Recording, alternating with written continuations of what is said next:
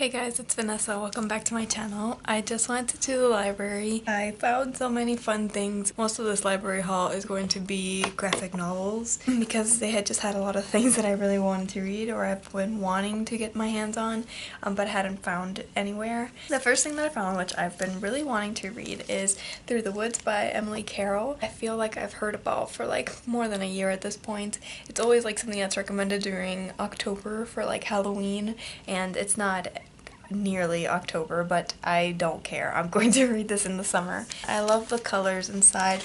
It looks so much darker than the typical graphic novel, and there's so much red in it as well, so I'm excited to try this one out. All I know is that it has to do with fairy tales. Kind of creepy, supposed to be creepy, so I'm really excited to try this one out. The next thing that I found that I've heard stuff about before but not much is Everything is Teeth by Evie, Wyld. And this one follows a little girl who has always been fascinated by sharks. It doesn't really have to do about any of that. Sharks are sort of a metaphor, it seems like. And it says here, this is a graphic memoir about family, love, loss, and the irresistible forces that, like sharks, course through life unseen, ready to emerge at any moment. The art in this one is very black and white. There's some color to it, but it's mostly black and white. I also really like the text font. So it just looks very subtle, and I feel like I'm gonna get on with this one very well. The next thing that I found that so many people have been talking about on Booktube lately is Monstress Volume 1. And this one is by Marjorie and Takeda. The art in this one, I feel like everybody talks about how beautiful it is, and I do have to agree with that. It looks very intense. And like it took a long time to get this to look the way that it looks. This has to do with magic and fear, and humanity and exploitation, and what it means to be human, and the monsters we all carry inside of us. That sounds like it's gonna be great. The next thing that I found that I was really excited about was Paper Girls Volume 2. I read Volume 1 just a little while ago. I'm excited to continue on in this story and see the kind of hijinks that these girls get into. Again, I really enjoy the colors in here. Like, the color palette is like my aesthetic. All these pastels are what I like. They seem very like moody and cozy, even though what's going on is not necessarily cozy. They are battling like serious, like sci-fi, time-traveling monsters, okay? These girls are in it. I know that Bree's been really enjoying this series lately. That's exciting for me because she hasn't really read many graphic novels. I felt like the story in Volume 1 was okay and the art was really great, so I'm hoping that this story gets just a little bit better in Volume 2. We'll see. The next one is the next in a series that I am currently going through that I stopped reading. It's probably been like 5 or 6 months since I read the last one, and that is Chew. This is Volume 3, Just Desserts. This looks like seriously a brand new copy. Like, I don't think anybody has read this yet, or if somebody has, they treated it very nicely.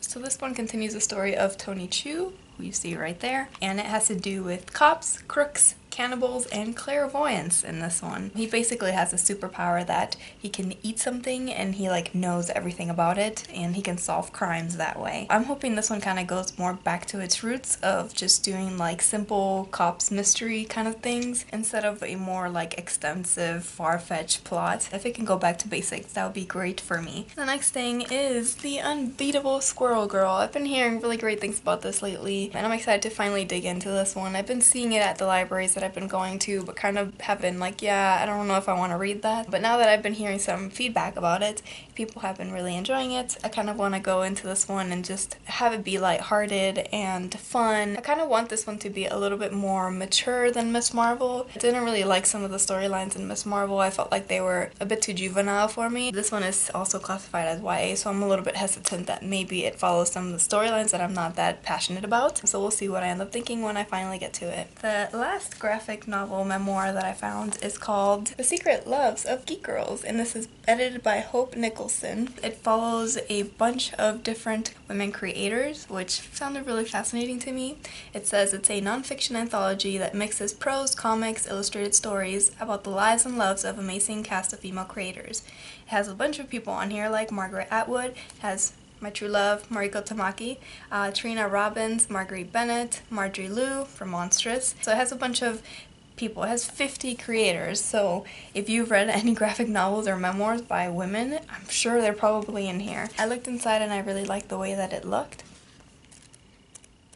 It's kind of a mix of text, art, prose. I'm excited to try this one out because I've never heard anybody talk about it, and I kind of just stumbled on it and saw those names on the back and I was like, okay, I'm getting that. Next section here, those were all the graphic novels and memoirs that I found, so this is definitely graphic memoir and novel heavy. I found 2 poetry collections, and these were kind of in the nonfiction section, away from the YA section, but they are both classified as YA, which I found interesting that these called to me. So this one is called Poisoned Apples, and it is by Christine Hepperman. What caught my eye is definitely the bottom here. It says, a bloody poetic attack on the beauty myth that's caustic, funny, and heartbreaking. And that's Lockhart saying that. It uses fairy tales to talk about being a teenage girl today. It seems like it does talk a lot about being a girl. Some of the titles of the poems were really striking to me, like, oh yeah, I want to read that one. I think there was one that's called like If Guys Had to Buy Tampons or something like that. I was like, okay, yes, this one.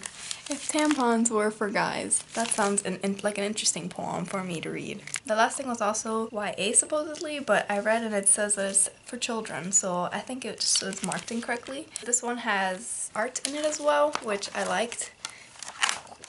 It is by Newbery Honor winner Joyce Sidman. She is one of the most distinguished poets writing for children today.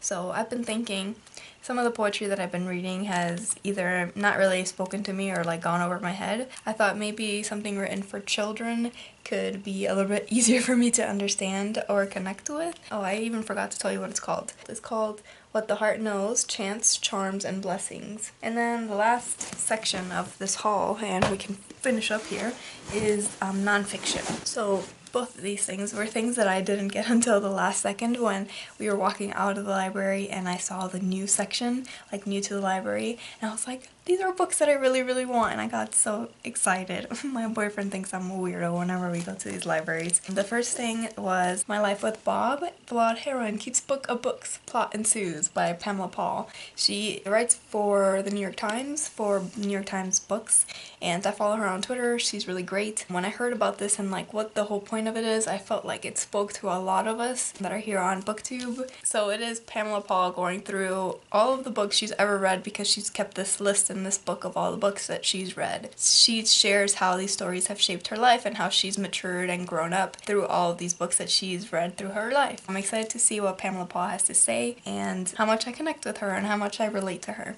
The last thing that I got was A Colony in a Nation by Chris Hayes. I've been really interested in hearing about this because of all the blurbs that it's gotten. Primarily Ta-Nehisi Coates talked about it. It has to do with the criminal justice system. He says that our country is fractured into two, the colony and the nation. In the nation, we are all about the law, and in the colony, we obsess over order.